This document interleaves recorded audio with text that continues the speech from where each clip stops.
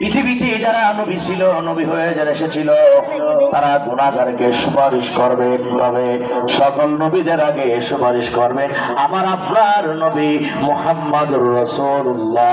বলেন না সাল্লাল্লাহু আলাইহি ওয়াসাল্লাম। সব নবীর আগে সুপারিশ করবে কাদের নবী? ইয়াংরা মুখ খুলে বলতে পারো না কাদের নবী? আরে মিয়া গর্ব করে বলেন না কাদের নবী? আলহামদুলিল্লাহ। আমাদের নবী সুপারিশ করবেন সবার আগে। খেয়াল করেন, এক নম্বরে নবীগণ, আর দুই নম্বরে কারা?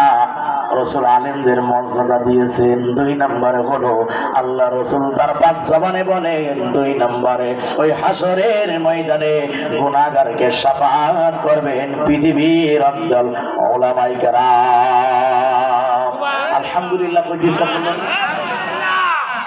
পৃথিবীর একদল আলেম, একদল উলামায়ে কেরাম, যাদের সিনাতে কোরআন, ইলমে নববী, হাদিস, এরা গুনাহগারকে শাফাআত করবে। এই আনে এত কথা কিসেরে? আমার একটা প্রশ্ন আপনাদের কাছে, ভাই আমার উত্তরটা সুন্দর করে দেবেন। হ্যাঁ ইনশাআল্লাহ।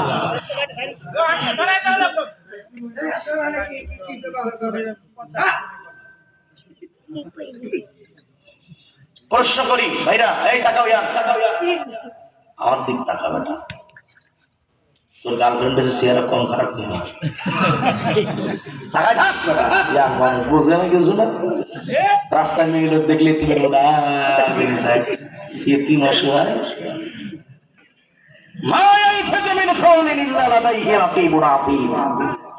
চোখ দিয়া করো জিনার গুনাহ, আর মুখ দিয়ে পথের নারীকে, স্টুডেন্টকে যে আশেপাশে কথা বলে, শব্দ করো, শীষ মারো, এর প্রতিটা শব্দ তোমার কাদের ফেরেশতারা লিখে রাখবে। দেখছেন একটাও কথা কই না, লিখে রাখবে না। তাই ভালো করে বোঝো। একদল আলেম হাসরে মাঠে গুনাহগারকে সুপারিশ করবে। কয় দল আলেম? কয় দল? এখন প্রশ্ন হলো চাচা, বাংলাদেশে আলেম কি একদল না মেলা দল? মেলা দল না? এক আহলে হাদিসের ভিতরে 17 গ্রুপ। কয় গ্রুপ? 17 গ্রুপ। সব দলই গ্রুপিং হয়েছে মোটামুটি। আমি নিরপেক্ষ জায়গা থেকে একটা তথ্য আপনাদেরকে দেই, আমার আবার দালাল করেন না। সবার ভিতরে দল দুটি হয়েছে, কিন্তু আমার জানা মতে জামাত ইসলামের সৃষ্টির পরে এ পর্যন্ত দুইটা দল কি ভিতরে হয়েছে? কথা কয় না হয়েছে? আমি বলছি না আপনি তাদের ভোট দেন, এই কথা বলছি না, তথ্যটা দিচ্ছি। দ্বিতীয় দল তাদের ভিতরে হয় নাই।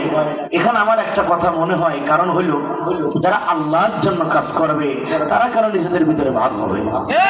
কথা ঠিক কিনা বলে?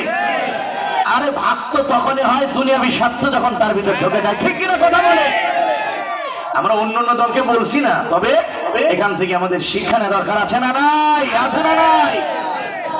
এখন ধরেন জামাত ইসলামের হুজুর আছে, ওদিক হেফাজতে হুজুর আছে, ওদিক আলিয়া এক গ্রুপ, ওদিক কওমি এক গ্রুপ, তবলিগে আবার 2 গ্রুপ, 7 গ্রুপ, আর হইল জুবায়ের গ্রুপ।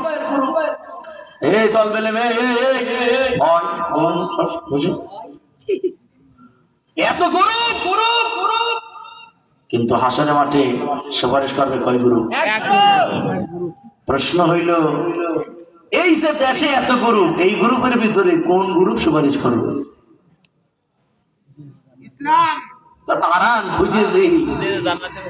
এই গ্রুপের ভিতরে সুপারিশ করবে কারা? কারণ আলেম তো একদল না, বাংলাদেশে এক আলেম নামের জালেমের বাচ্চা ওই খনি স্বৈরাচারীর সামনে দাঁড়িয়ে বলেছিল যে আপনি জান্নাতি।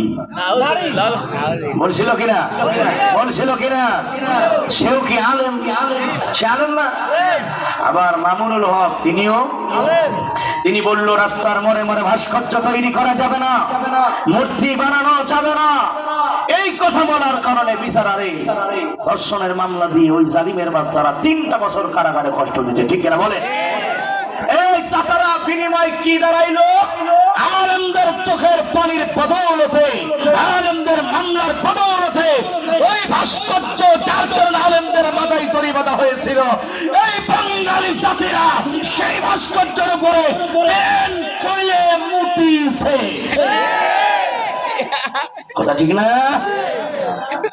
এই জন্য বলি বাড়াবাড়ি ভালো, অতি বাড়াবাড়ি আল্লাহর মার, দুনিয়ার। আর এখন এই যে এত আলিম বাংলাদেশে, এত দল সুপারিশ করবে কোন হুজুররা, ওই হুজুরদের পরিচয় জানার ইচ্ছা আপনাদের কার কার আছে? ডান হাত খান দেখান তো। চাচা চাদরের তলে হাত তো ঠান্ডা, থাক ভিতরে থাক, বাকি হাত সোজা করেন। যেই দলের হুজুররা সুপারিশ করবে তাদেরকে সত্যি চিনতে চান? চিনতে চান তো? আচ্ছা হাত নামান। এইটা ওদের ওই বিয়ের মাসআলার সাথে থাকলো। আর 2 নম্বর কথা হইল, হাসরের মাঠে তো সুপারিশ করবে একদল নবী, একদল আলেম, কিন্তু পৃথিবীর নিকৃষ্ট 2টি দল সুপারিশ পাবে না। বলেন সুপারিশ কয় দল পাবে না?